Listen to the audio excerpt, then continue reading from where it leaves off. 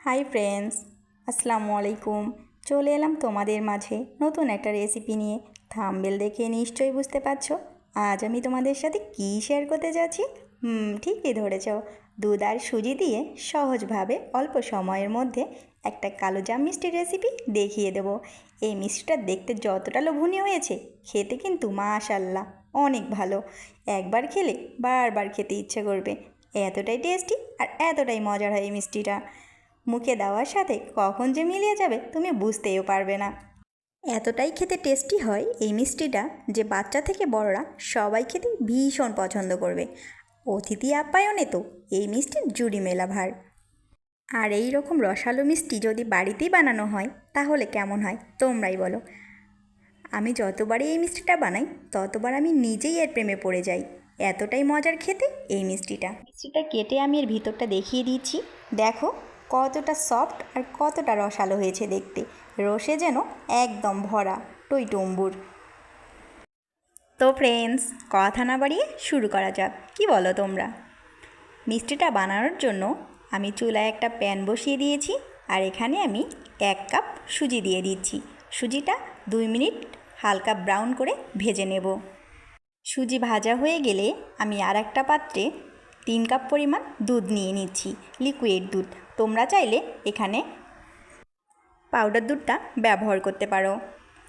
আমি এখানে দুধের সাথে 3 চামচ পরিমাণ গুঁড়ো দুধ মিশিয়ে নিচ্ছি।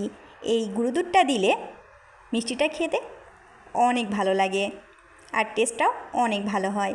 তো ফ্রেন্ডস, কে কোথা থেকে আমার এই ভিডিওটা দেখছো কমেন্ট করে জানিও। আর এর মধ্যে আমি এখানে 4 চামচ পরিমাণ চিনি অ্যাড করে দিলাম আর 2টা এলাচ ফেটিয়ে দিয়ে দিচ্ছি।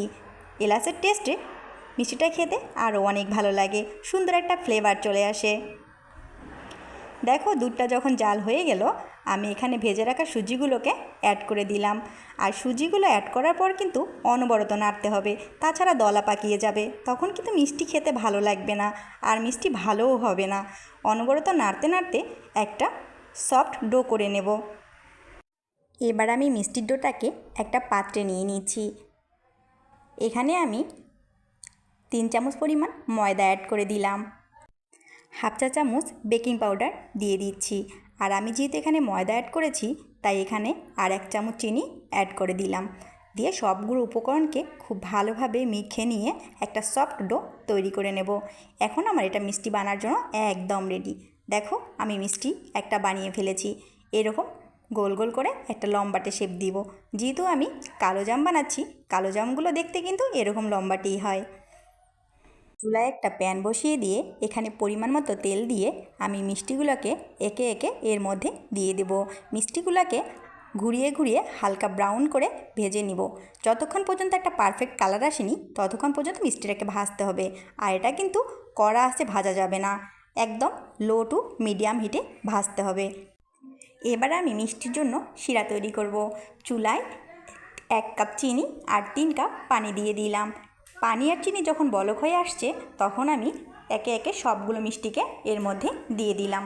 এভাবে 5 মিনিট জাল করে নেব। 5 মিনিট পর দেখো মিষ্টিগুলো কেমন হয়েছে। এবার এই মিষ্টিগুলোকে শিরার মধ্যে 2 ঘন্টা পর্যন্ত রেখে দেব। ফিরছি 2 ঘন্টা পরে। তো ফ্রেন্ডস, কেমন লাগলো কালোজাম মিষ্টির রেসিপিটা?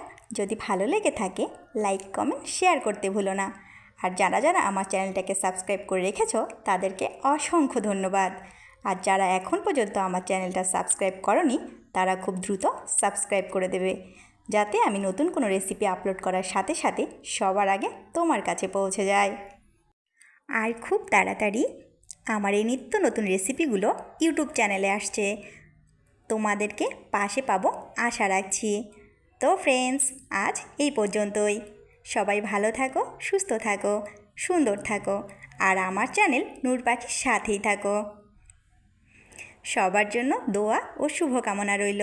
আল্লাহ হাফেজ।